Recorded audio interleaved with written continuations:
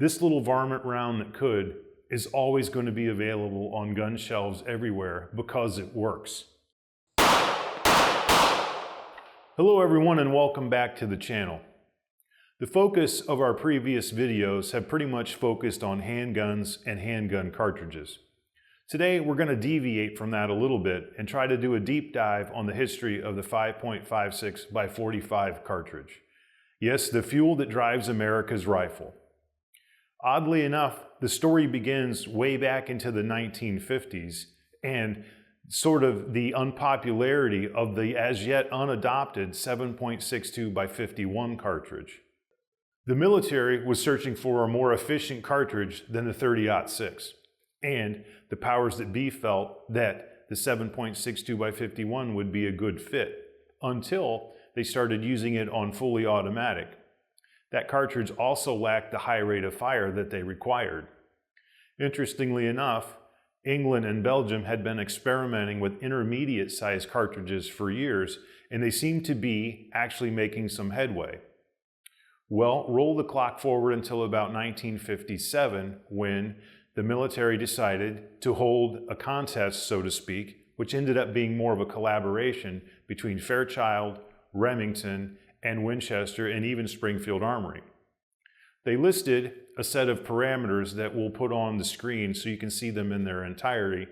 Mostly though, they said it had to be a .22 caliber round, and it needed to be supersonic at 500 yards, as well as punch 0.135 inches of steel at 500 yards.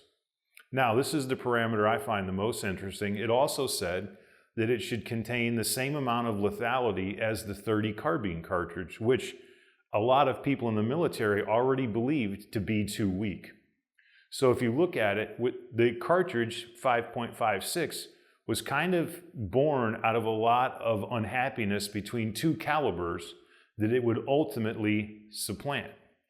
So after a while, it was determined that the best cartridge on the market to try and turn into this sort of super cartridge would be the .222 Remington.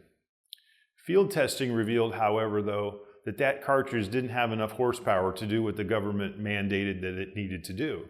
So the first company to try and increase the case capacity was Springfield Armory.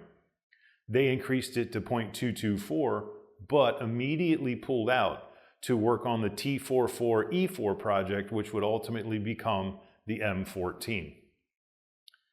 One of the employees at Fairchild Industries was a man named Eugene Stoner, who was destined to change the world. Stoner had already developed the AR-10 rifle to fire the 7.62 caliber, and his goal would now be to scale that down to shoot the new cartridge.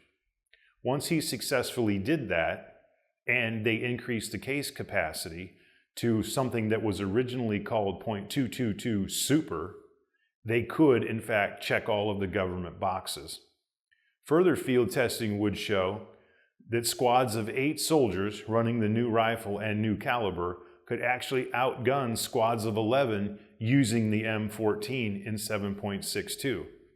They actually recorded 50% higher hit ratio, and they could carry more ammo per man and obviously more ammo per magazine before the reload.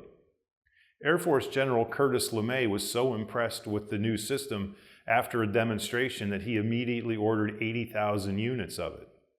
So yes, Air Force and Marine Corps veterans out there, the Air Force actually was the first branch of the military to adopt the new weapon, beating all of us, or the rest of us, I should say, to the punch by a long shot. There was always resistance to the new gun because it wasn't wooden, it was plastic. Some people would say it would be unreliable, perhaps it wasn't powerful enough, which the lethality of the cartridge, that's actually not true. In fact, the original cartridge would be designated as M193, 5.56 ball ammunition. In the civilian world, they marketed it as .223 Remington. There is a difference that we'll talk about later, but not really in the cartridge or the brass casing. So oddly enough, in 1962, the weapon was actually adopted for use in the United States military as well as the new caliber. As time went on, right around 1960, FN Herstal decided that they were going to improve on the M193 cartridge, and they created what we now know as the M855, and then now the M855A1. We'll talk about that difference in a second. The main difference between M855 and the M193 is weight. The original version, the M193, is a 55 grain cartridge, and the 855 is a 62 grain cartridge. This actually meant that the new rifles manufactured for the new round would have to have a 1 in 7 twist instead of the 1 in 9 or perhaps 1 in 10 that it was originally required. Interestingly enough, the 62 grain version is actually less lethal than the original. It doesn't yaw as much into the target, and it doesn't fragment near as much, which is one of the reasons why I think today in the military they are once again replacing it for something more powerful. In my opinion, it wasn't a good move to go from 55 grain to 62. The main advantage of doing that is it is slightly more accurate at longer ranges, and because they took a 7 grain steel core and moved it towards the back of the projectile, it does have a tendency to hit on the tip at longer ranges. This ammo, oddly enough, is called green tip, which I'm pointing to right here. Green tip, even though it has a steel penetrator in it, is certainly not armored piercing. It's kind of misleading, and people believe that to a large degree, but it's not true. In fact, the military version of armor piercing is actually black tipped. There have been many variants of the cartridge made over the years for military use, which would be tracer, M196, extended tracers. They even have one of my favorite ones called the Mark 262, which is a 77 grain maximum energy dump from a small barrel and perhaps suppressed, so you can get a maximum amount of energy in a closed space. Very popular amongst special forces operators in the United States military of all branches. Like anything else, cartridges are going to be tweaked to the point where now, this is of course a non-military round, but you can even get 80 grain 223 or 5.56 bullets. Now, before we go on, let's get down to a little bit of brass tacks, or more specifically, just the brass. It's a total myth that there's such a thing as 5.56 brass or 223 brass. They're the same.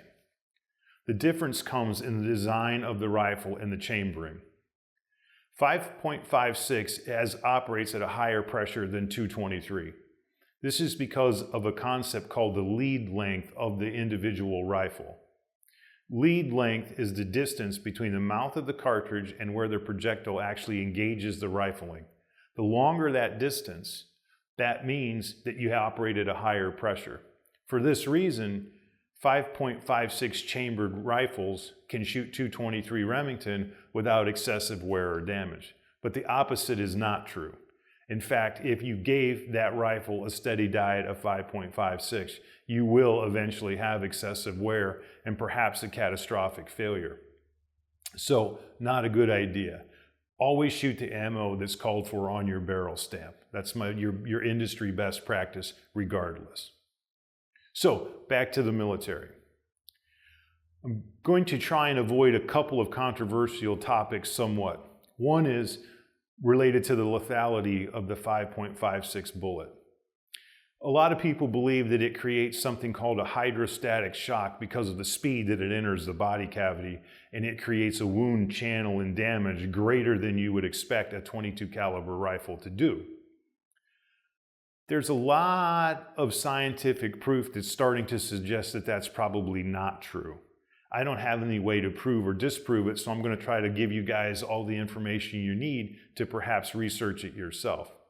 A lot of people believe that what used to be interpreted as hydrostatic shock is actually just the yaw or the tumbling of the bullet, as well as the fragmentation that you used to see quite a lot of with the 55 grain version.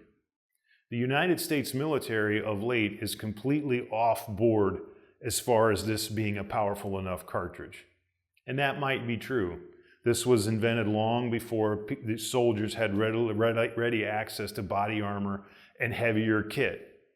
Also, depending on the theater of operations, the distances that you could be fighting at in the Middle East in sand is a lot farther than perhaps it was in the jungles of Vietnam. So jury's still out on whether this is not lethal enough. I would suggest to you that there's a lot of people pushing up daisies that would probably disagree with that notion. At any rate, the military once again is on to something more better and powerful. In the civilian world, it's going to be called the .277 Fury.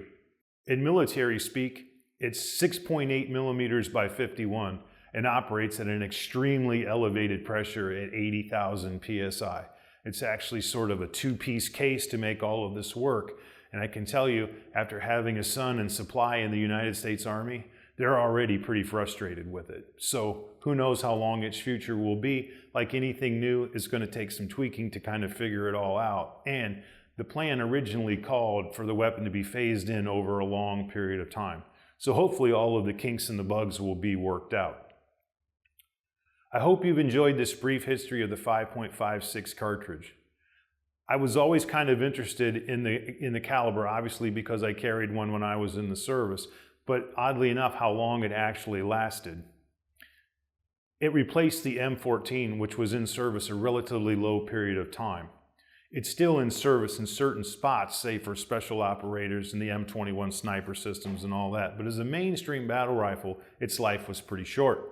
The M16A1, A2, the M4 variants are still alive and well today, which I think speaks a lot towards not only one, that particular weapon platform, but the caliber itself. This little varmint round that could is always going to be available on gun shelves everywhere because it works. And it always has, always will. So I hope you guys enjoyed this little bit. If you did, don't be afraid to like and subscribe, and we'll see you next time.